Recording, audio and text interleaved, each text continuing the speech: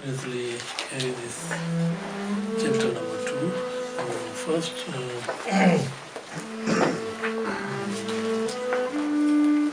maybe this one I want Nagarjuna make this statement.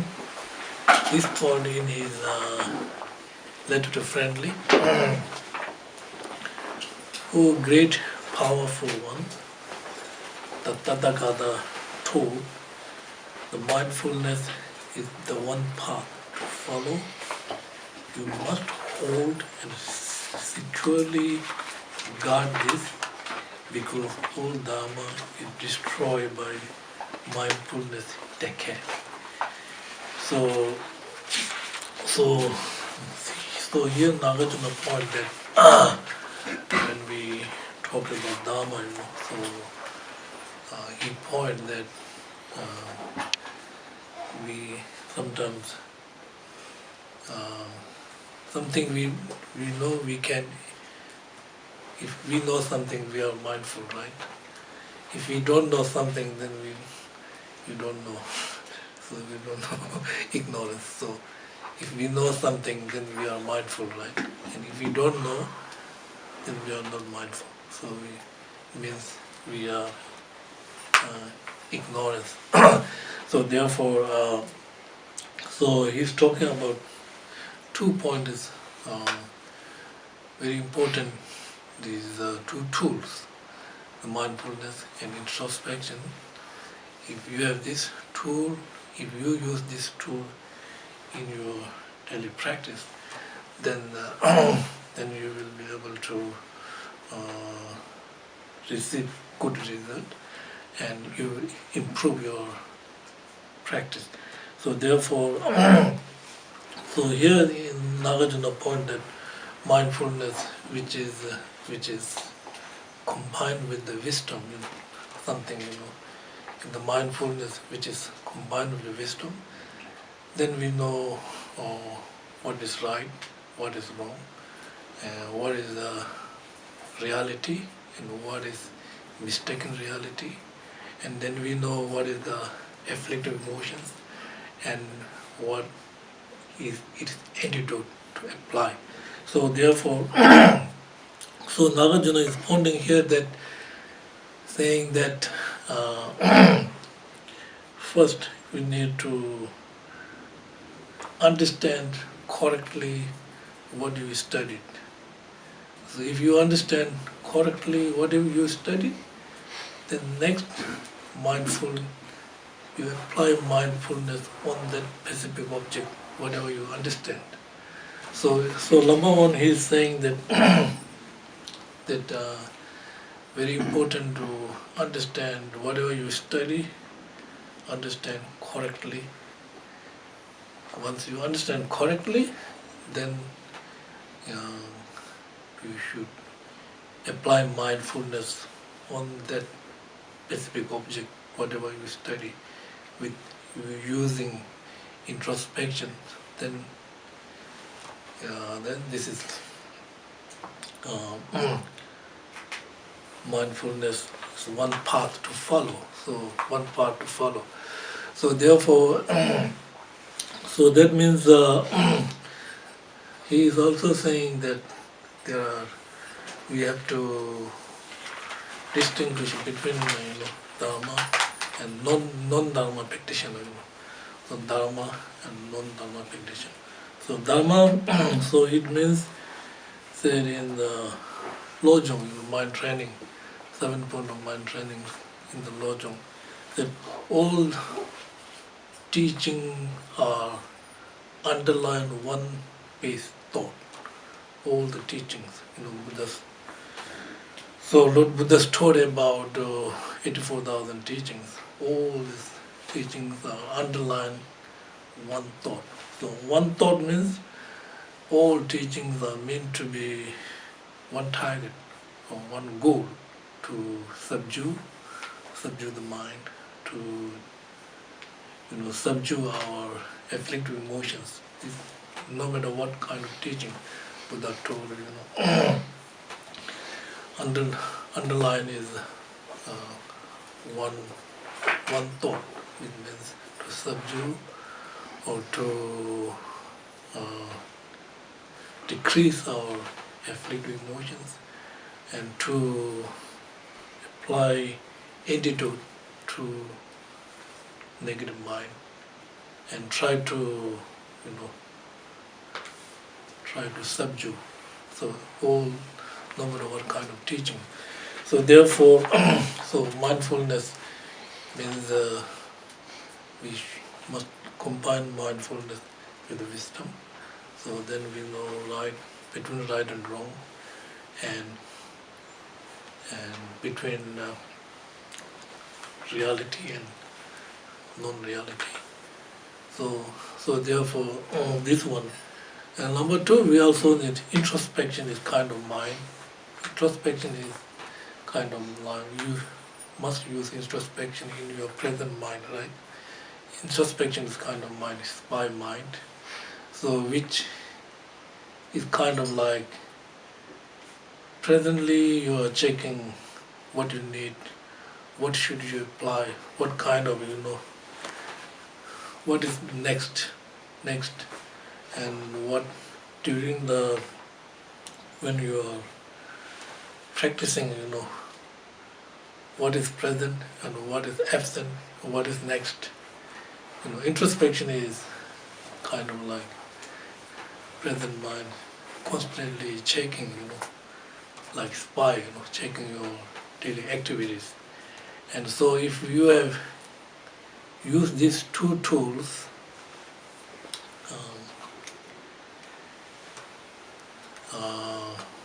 mindfulness and introspection, then you will become good Dharma practitioner.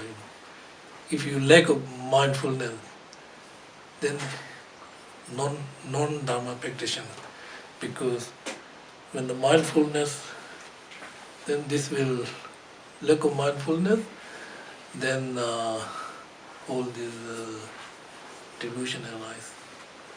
When delusion arise, then this will destroy all your mind. So therefore, in order to develop this tool, very important to believe karma, relationship between causality and the result of the karma.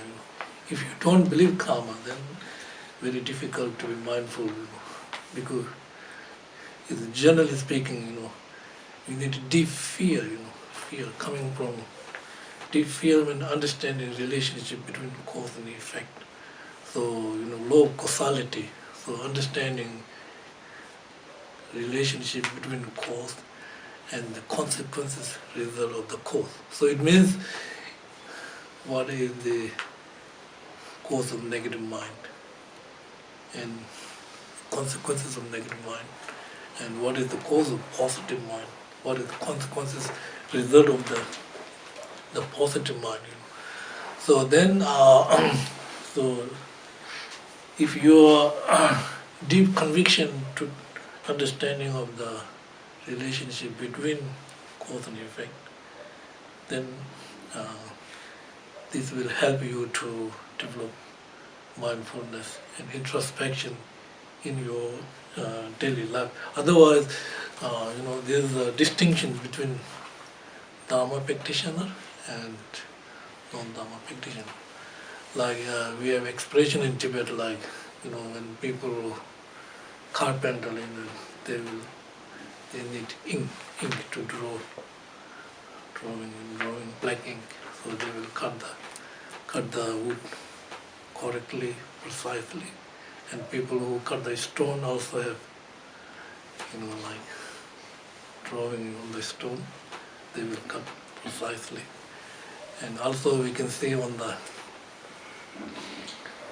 autumn time, you can see all the white cloud across the sky, So it means, so when you use these two tools, right, introspection and mindfulness into the poison, for example, like, Devadatta, Lord Buddha's cousin, Amazing, he memorized many texts. He had many people who can recite sutras, but all these dharma turn into the jealousy, so he's suffering, So it means that when we use these two tools, right? Mindfulness and introspection in your daily life, so this will improve your practice. When you improve your practice, then this will decrease your negative mind and improve good qualities in the mind. So therefore, number two, when we talk about chapter number 2 is for purifying the mind, purifying the mind. So therefore, mind is the most important to see, to recognize our internal quality. It's only mind is. So therefore, first, so this is very important. Like we have, it has 5 parts to understand the mind. When we talk about understanding the mind, we are talking about understanding that pure, non-arising, natural mind, right? We're not talking about ordinary mind. We use ordinary mind every day, When we wake up, we use all ordinary mind, right? And when we go to bed and sleep, all ordinary mind cease. And then during sleeping time, you may be dreaming is not your daily growth mind, right? So mind become more subtle, and so all the growth mind remain cease during that period, but potential remain there, because when you wake up early morning, then growth mind active, and all these non-arising natural state mind became cease during that period. So therefore, first is a very important technique. Many Tibetan great masters. Number 1 is time for transcending the time for transcending. And number 2 is investigation your daily thoughts and perceptions. Number 3 is investigating, the meditation and meditation mind. Number 3 is actual transcending into non-arising openness mind. And number 4 is the combine this meditations and the post-meditation day and night. So these 5 parts. Let me talk about the time for transcending the mind. So when you meditate, right, your mind becomes a bit like calm, bliss, and even some point, when thoughts are absorbed to the mind, isn't it? So meditation means you want your mind more calm, more bliss, more clear, more lucid, isn't it? That's the point of meditation. Meditation means we want to make our mind more clear, and we want to, remove negative energy. So we want to remove our polluted mind. So that's the point of meditation, isn't it? So when your mind becomes more calm, bliss, and even thought absorb into the mind, isn't it? So you need extend that training, extend that training into the, like we call space like away emptiness mind, like so when the mind become more calm, more bliss, is more clear. Then extend your practice into the space like empty awareness mind. So space like empty awareness mind means it is time for transcending, right? Time for transcending the mind, right? So it means daily when the movement of the thought arises, we use thought often, like whenever we talk, we think, we use thought. The movement of the thought, you must embrace thought with the mindfulness of the empty awareness mind. Right? When perception arises, right, you must embrace perception with the mindfulness of the lucid awareness, emptiness of the perception. So this is not like ordinary practice, okay? This is kind of like, first you try to make your mind more bliss, calm. When the mind becomes more calm, clear, right? So clear and lucid. And then extend your practice of meditation into the training to the empty space awareness mind. So training to the empty space awareness mind means the movement of the thought, we should embrace thought in our movement of the thought with empty awareness. Perception, embrace with the empty awareness perception.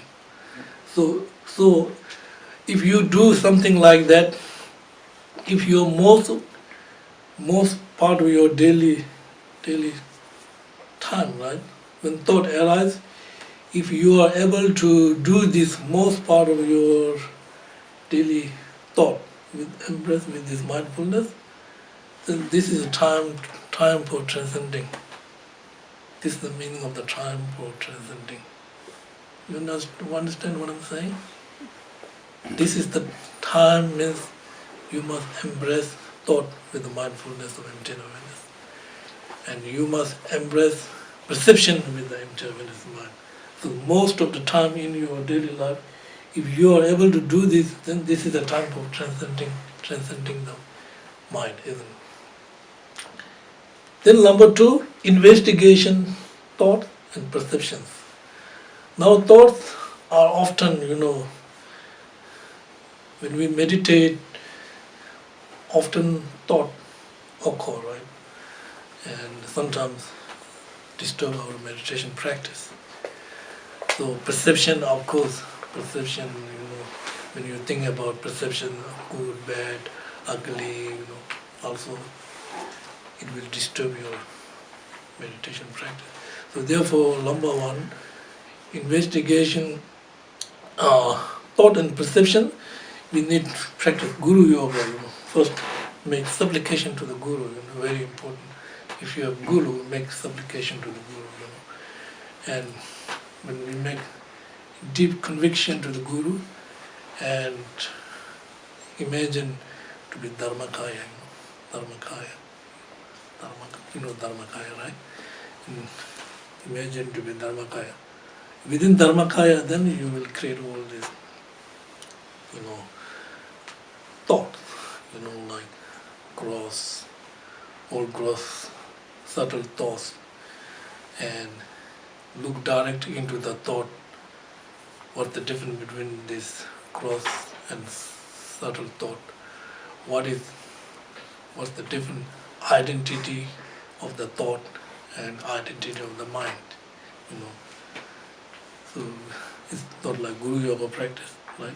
So deep conviction, and then you create Dharmakaya, and from within Dharmakaya, then you create all this cross, all the different subtle thoughts, and analyze, look directly into the thought, what's the difference between gross thought and the subtle thought.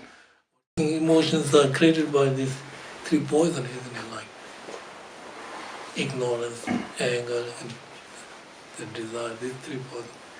And sometimes when you think about thoughts, sometimes look why thoughts are stopping. Sometimes look why thoughts are even more creating. Sometimes look why you are chasing the thought, isn't it? Until you experience something, right? Something. And then perceptions are like looking, like into ugly and beauty, looking, these are perceptions, right? Good and bad, all these perceptions. So you must analyze the identity of the perceptions. Is there any difference between daily your perceptions and your identity of the mind? What's the difference? Isn't it? So by analyzing thoughts and perceptions until you find something you experience, right? Experience. So this is, remember, we are until you experience, isn't it? This is what we are talking about. Until you experience something, something. It's not like ordinary. We are not like we are thinking ordinary. Ordinary is just not much wisdom. Ordinary is just like ordinary, right? Ordinary is anger, nothing.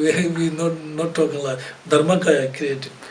On the basis of Dharmakaya, we created all this gross, subtle thought, and you analyze, and look directly into what the different identity of the thought and identity of your actual mind, and things like that. Until you experience, then this is very good. Analyzing your thought and perceptions. Right?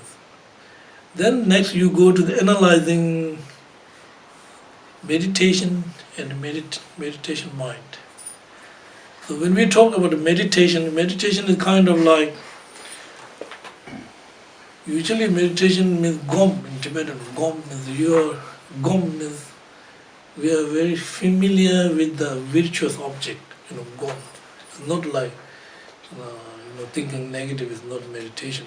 Meditation is something good energy, and object is positive and virtuous, and we are trying to familiar our mind with this kind of good qualities, the virtuous. So kind of like meditation is kind of like dissolving your thought,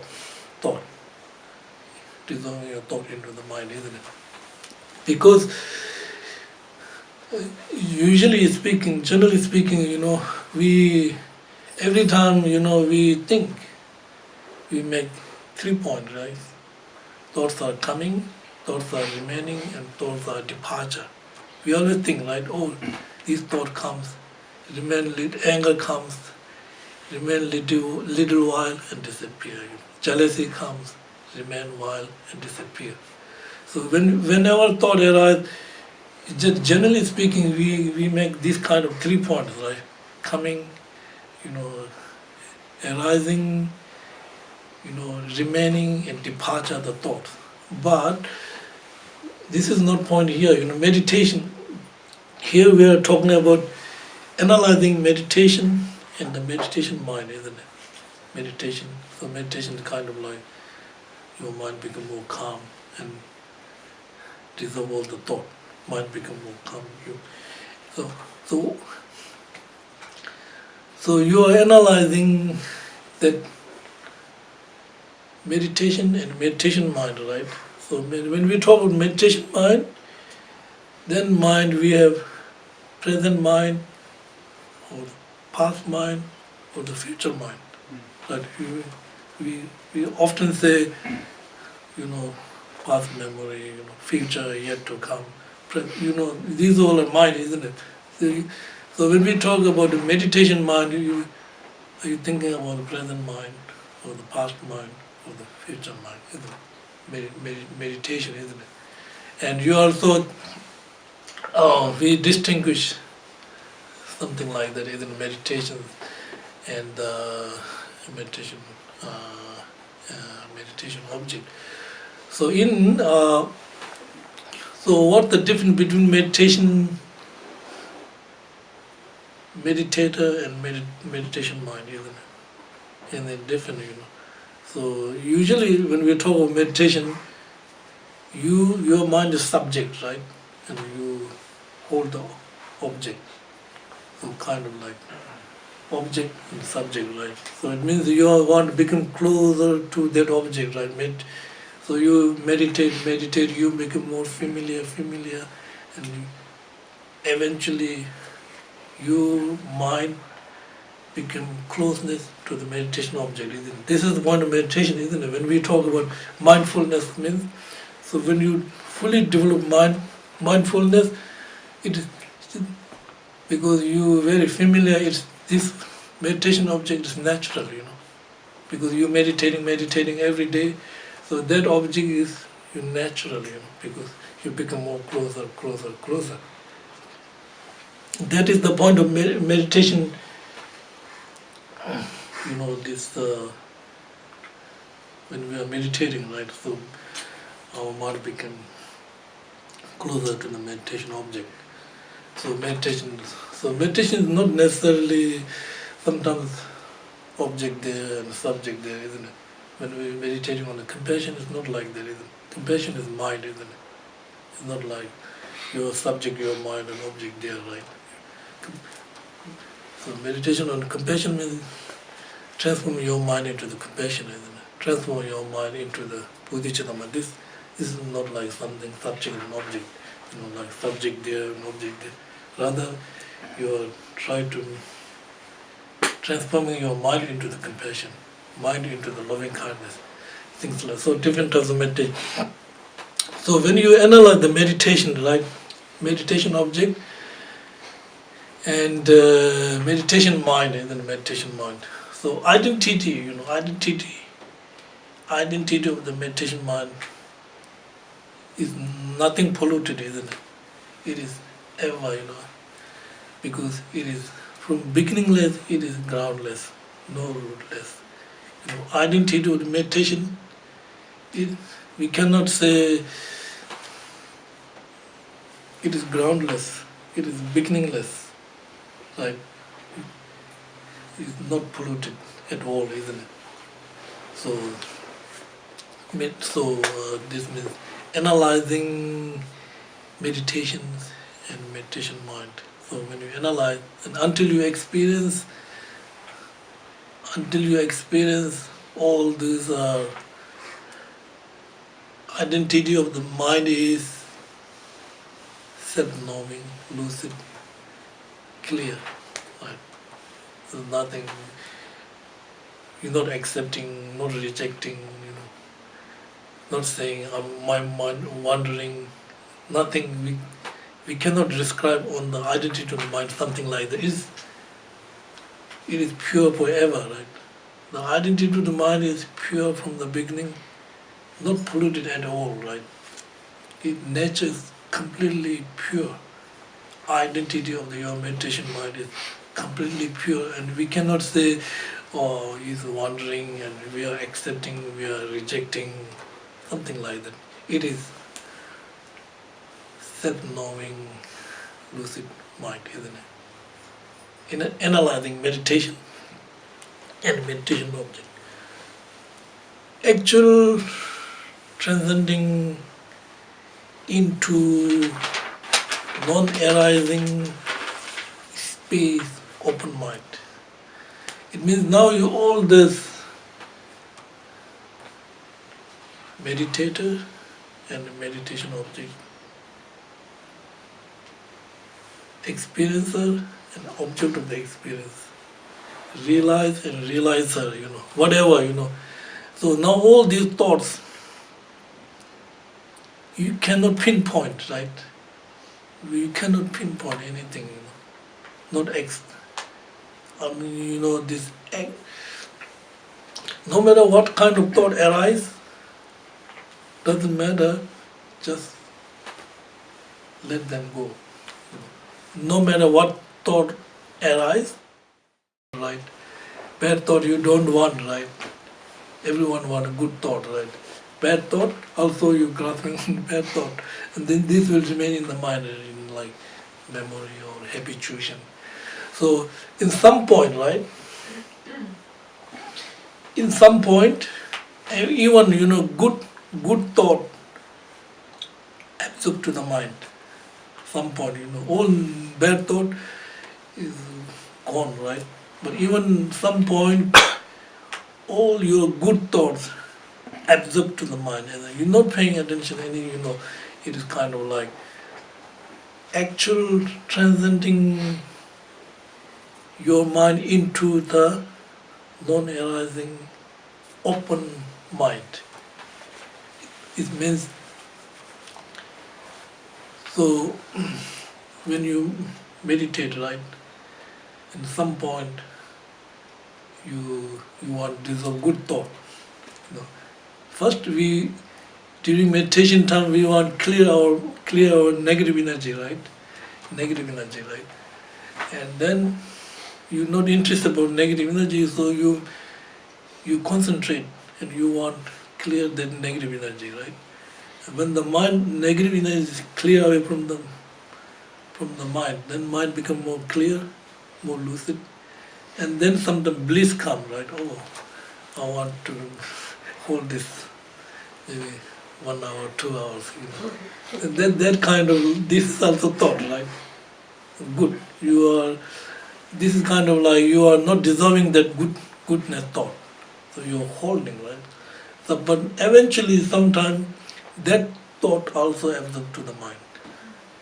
When that thought absorbs to the mind, then that means your mind remain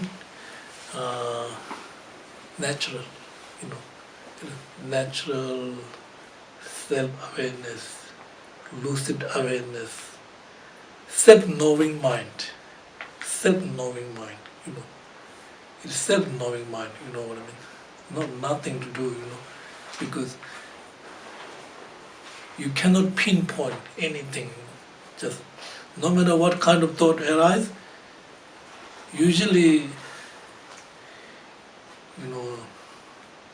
negative thought disturb the mind. But through meditation, you try to, when negative thought arises, not holding that thought, right? Instead, you use be awareness and mindfulness about that thought. When negative thought arises, if you chase or if you grasp, it will remain there, right? Instead of chasing and grasping, you use kind of like empty awareness mind will dispel the thought. And eventually, no matter what thought appears, it will absorb to the mind because you're not paying attention on the thought, right? So there's time, then eventually that good thought absorb into the mind. And then you cannot pinpoint any thought. When you cannot pinpoint any thought, so that mind is called the actual transcending, non-arising mind. Now, when you experience this mind, what you have to do is you have to sustain. You have to hold this, sustain this practice, right? So therefore, meditation and post-meditation, 2 periods, right? During meditation time, we sustain, but generally speaking, the post-meditation time, very difficult to sustain this mind. So therefore, it is lumbar. The number 5 is it's mingling or the combined this meditation and post-meditation, day and night. So day and night means, now let me explain about this. So when you experience this mind, right, not pinpointing mind, non-arising, so you need to sustain this mind day and night, right? So day and night, so one night time, if you do not sustain this mind night time, then you wake up early morning, not this natural mind. So it's just like your daily normal mind. And then all this problem arise, just like, But when you go to bed and, sleep and dream, make sleep and dream with this natural state of mind, isn't it? So go thinking about, so once you experience this this actual, transcending, non-arising mind, not pinpointing mind, then you sustain this mind. So sustain mind means day and night. Day and night we need to sustain. Especially post meditation time, we have to be very careful, right?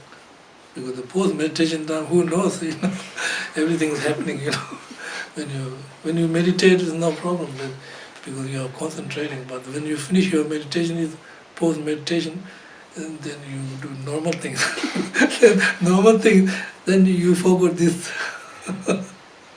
this natural inter-awareness mind. So when you sleep and dream, go to sleep with thinking about this sustain, and if you are able to sleep with this natural state of mind, you immediately wake up with this natural state of mind. So when you wake up with this natural state of mind, then mingling, you combine this day and night with this natural state of mind, isn't it? So if you do something like that, then this will be able to see your mind more clear, and very good for purification, when we talk about purifying, Purifying means we are trying to purify our negative. we are trying to, for example, like Shantideva said, if you have kind of like, he said in the Bodhisattva, he said, if you neglect even small wound, wound, you have small wound, poisoned by this small arrow, what should you do first? You should, most important is, first you need to prevent this poison.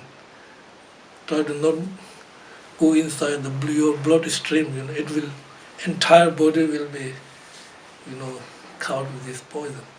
So number one, what you should do is, you should prevent this poisonous not going into your bloodstream. And number two, what you have to do is, then concerned about your wound, right? Otherwise, if you neglect this small poison and only concerned about this wound, what will happen? The poison will go into your bloodstream and your whole body, covered with this poison. So similarly, this is when we do practice, right?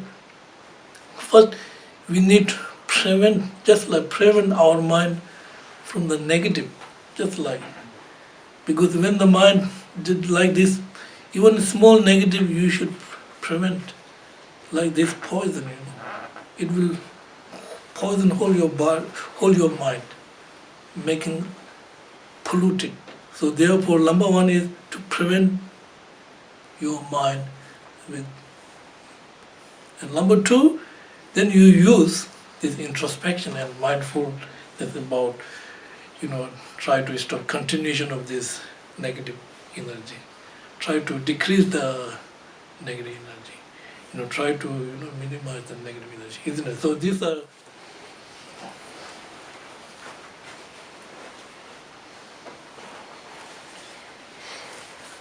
So here, this one, we should make offering of the bathing to the holy bodies of those who were born that way, and to their sons and daughters by using many great verses. We finished this, right? Yeah. Last week. Okay, now this is the. After this you should wipe, dry the holy Bodhisattva, these ones to whom you have made the offering of the bathing, using soft and immaculate towels beyond all compare, imbued with the sweetest of the scents. Okay, so here's the root text. Right?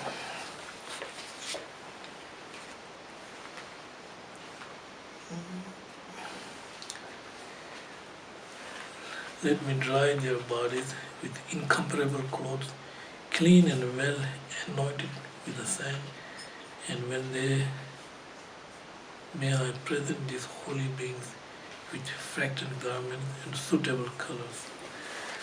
Next is, I adorn with manifold ornaments and various raiments, fine and smooth, the Arya Samandabhara, Manjukosha, and Avalokiteshvara, and all the others, eight Bodhisattva.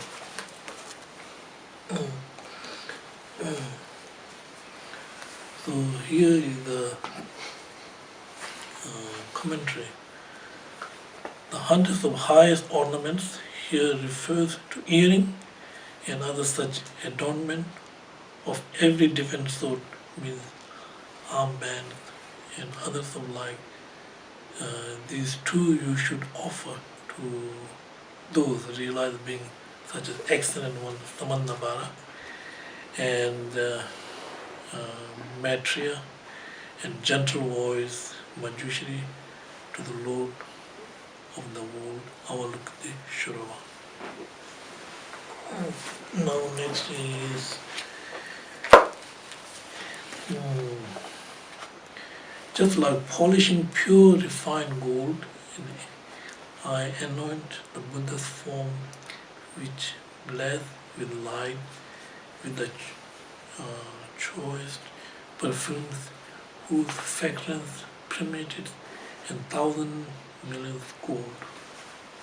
So this one is now take the highest of the old fragrant ornaments with the sand that pervade the thousands, groups of the thousand, collection of the 1,000 planets each, and use them to anoint the holy bodies of every one of the Lord of the Able One, those whose forms gleam and blessed with light, as they were made of pure refined gold, free impurity shine to the perfect polish.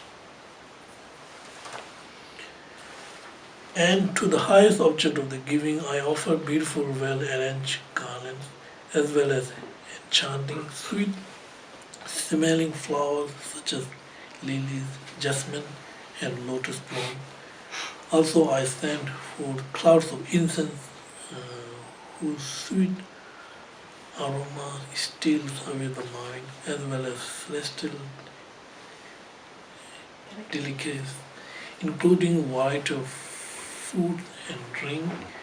I offer them jewel lamps arranged on the golden lotus buds upon land sprinkled with the scented water. I scattered delicate flower patterns.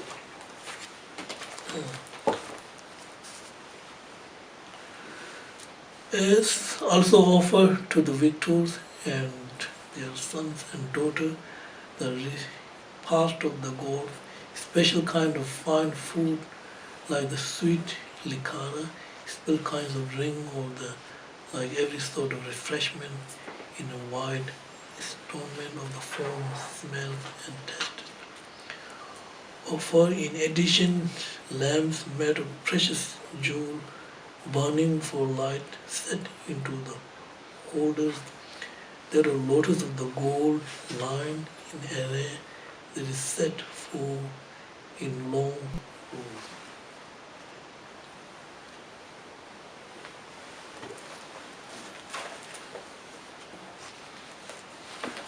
Okay. So these are offering, so the offering reliable friend.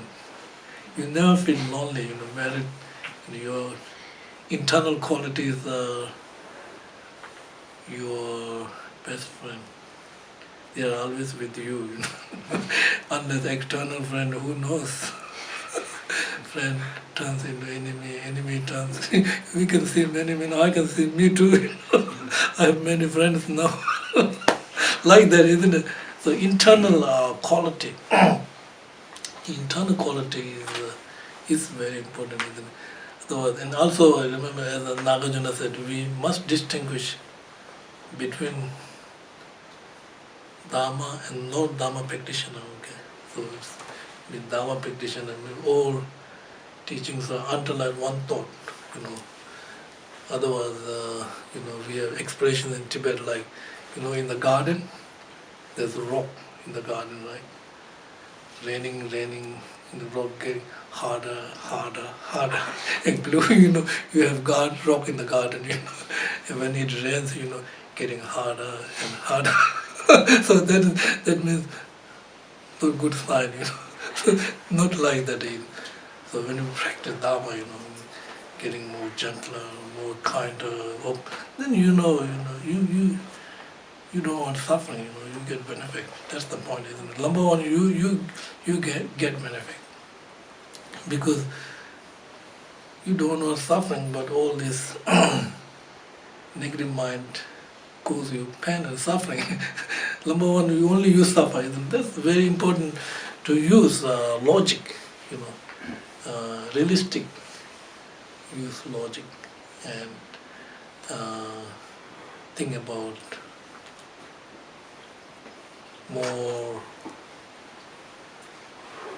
wider perspective, not thinking very close. You know, you see very close, not danger. It's just like you're driving like this, you know. You have accident, you know. When you drive, you look far, you know, look everywhere, you know. Then you will get there. If you drive like this, what happened? Accident. This is just like narrow mind, you know. So you have to look different. So mind is it's not easy to understand, right? Sounds like very easy. It's not easy, right? Mind is very complicated, especially when we talk about the nature of mind. Very complicated. Isn't it? It's not simple, you know.